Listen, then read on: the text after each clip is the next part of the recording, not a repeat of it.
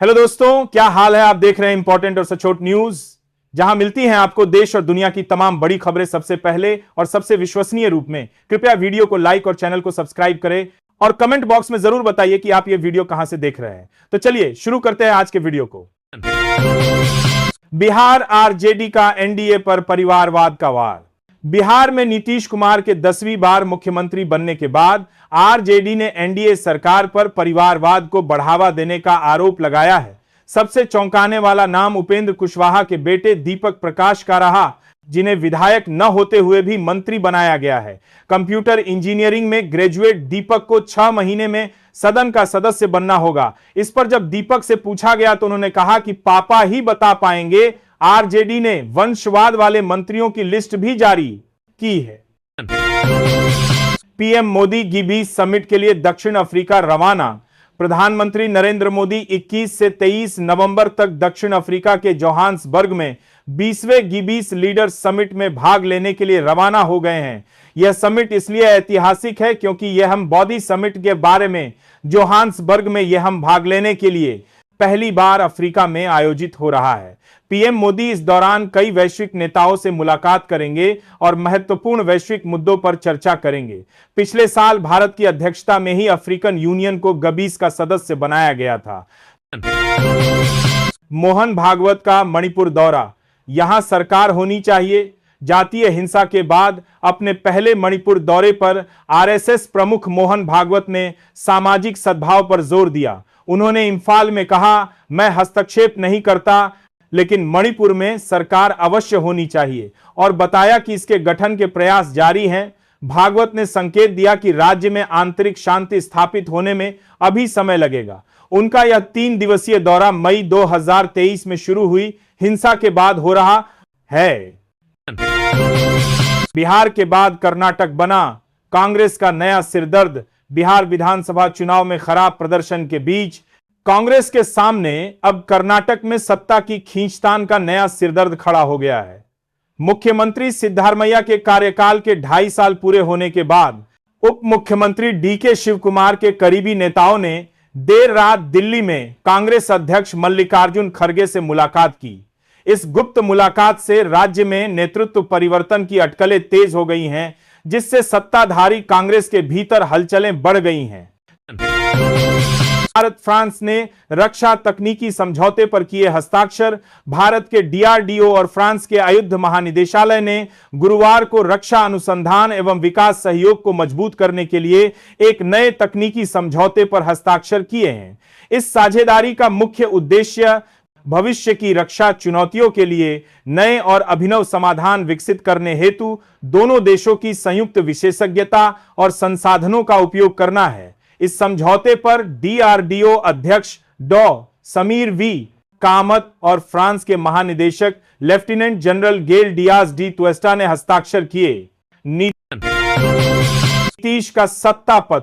जातीय समीकरण और परिवारवाद। नीतीश कुमार ने 10वीं बार बिहार के मुख्यमंत्री के रूप में शपथ ली है, जिसमें उनके साथ 27 मंत्रियों ने पदभार संभाला। पटना के गांधी मैदान में हुए इस समारोह में पीएम मोदी और अमित शाह समेत कई दिग्गज शामिल हुए। मंत्रिमंडल में जातीय समीकरणों का खास ध्यान रखा गया है, जिसमें राजपूत और दलित प्रतिनिधित्व प्रमुख है।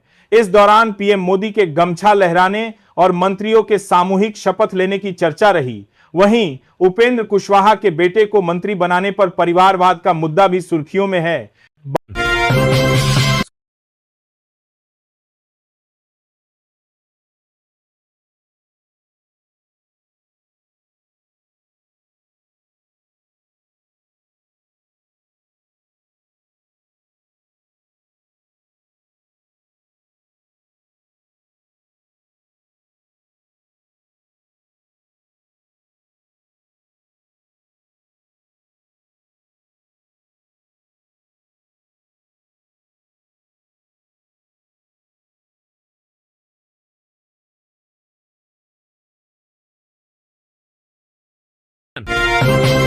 कांग्रेस का सिर के खिलाफ दिल्ली में हल्ला बोल। कांग्रेस ने वोट चोरी और सिर प्रक्रिया में गड़बड़ी के विरोध में शीतकालीन सत्र के दौरान 14 दिसंबर को दिल्ली के रामलीला मैदान में एक बड़ी रैली का ऐलान किया है। इसके बाद दिल्ली के 7 तक्काराम बेसिक बड़ी रैली में राहुल गांधी, मल्लिकार्जुन खड़गे और प्रियंका गांधी समेत पार्टी के शीर्ष नेता मौजूद रहेंगे।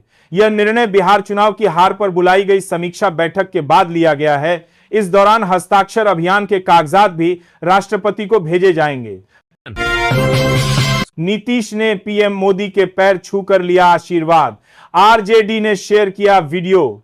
बिहार में 10वीं बार मुख्यमंत्री पद की शपथ लेने के बाद नीतीश कुमार द्वारा पटना हवाई अड्डे पर प्रधानमंत्री नरेंद्र मोदी के पैर छूकर आशीर्वाद लेने का एक वीडियो आरजेडी ने एक्स बार शेयर किया है।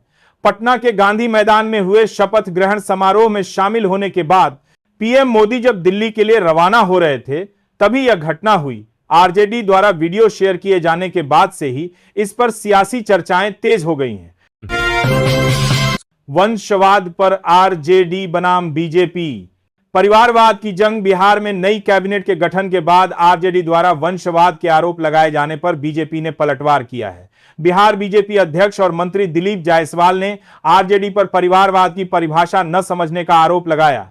उन्होंने कहा कि बीजेपी में परिवार के समादा की बात बीजेपी जारा बेरेट से वारी का आरोप लगाया। परिवारवाद का मतलब प्रधानमंत्री का बेटा प्रधानमंत्री बनना होता है। वहीं जेडीयू नेता विजय कुमार चौधरी ने मंत्रियों के शपथ ग्रहण को जनता के भरोसे का प्रतीक बताया और नीतीश कुमार के 20 साल के काम की सराहना की। भारत का मास्टर स्ट्रॉ S-400 में 50% स्वदेशीकरण। रूस ने भारत को 2-3 अतिरिक्त S-400 मिसाइल प्रणाली देने की पेशकश की है, जिससे देश की हवाई सुरक्षा को और मजबूती मिलेगी। यह पेशकश ऑपरेशन सिंदूर में S-400 की क्षमता साबित होने के बाद आई है। नई डील में मेक इन इंडिया के तहत 50% तकनीक हस्तांतरण शामिल होगा, जो भारत की रक्षा आत्मनिर्भरता को बढ़ाएगा। रूसी फर्म रोस्टेक ने संकेत दिया है कि नए सौदे पर शुरुआती बातचीत शुरू हो गई है और डिलीवरी समय पर सुनिश्चित की जाएगी, जो वायुसेना को अजय सुदर्शन चक्र प्रदान करेगा। महाराष्ट्र में अधिकारियों के लिए नया फरमान जारी। महाराष्ट्र सरकार ने राज्य के अधिकारियों के लिए नए दिशा निर्देश जारी किए हैं, जिसके तहत उन्हें विधायकों और सांसदों के साथ सम्मानपूर्वक व्यवहार करना होगा। आदेश के अनुसार किसी भी विधायक या सांसद के दफ्तर आने पर अधिकारी अपनी सीट से उठकर खड़े होंगे, उनकी बातों को ध्यान से सुनेंगे और विनम्रता से पेश आएंगे। सरकार का कहना है कि यह कदम प्रशासन को अधिक जवाबदेह बनाएगा और सुशासन को बढ़ावा देगा। निर्देशों का पालन न करने पर कार्रवाई की जाएगी। दिल्ली ब्लास्ट एलजी का सख्त निर्देश। अमोनियम नाइट्रेट पर डिजिटल निगरानी। लाल किला के पास हुए विस्फोट के बाद उपराज्यपाल वीके सक्सेना ने दिल्ली की सुरक्षा मजबूत करने के लिए पुलिस कमिश्नर को कई सख्त निर्देश दिए हैं। अब अमोनियम नाइट्रेट की बिक्री का डिजिटल रिकॉर्ड रखा जाएगा, जिसमें खरीदार विक्रेता की तस्वीर भी शामिल होगी। इसके अलावा सोशल मीडिया पर कट्टरपंथी सामग्री की निगरानी, खुफिया तंत्र को मजबूत करना, डॉक्टरों पैरामेडिकल स्टाफ का डेटाबेस बनाना और सेकेंड हैंड गाड़ियों की बिक्री पर नियंत्रण करना भी शामिल है, ताकि सुरक्षा व्यवस्था चाक चौबंद रहे।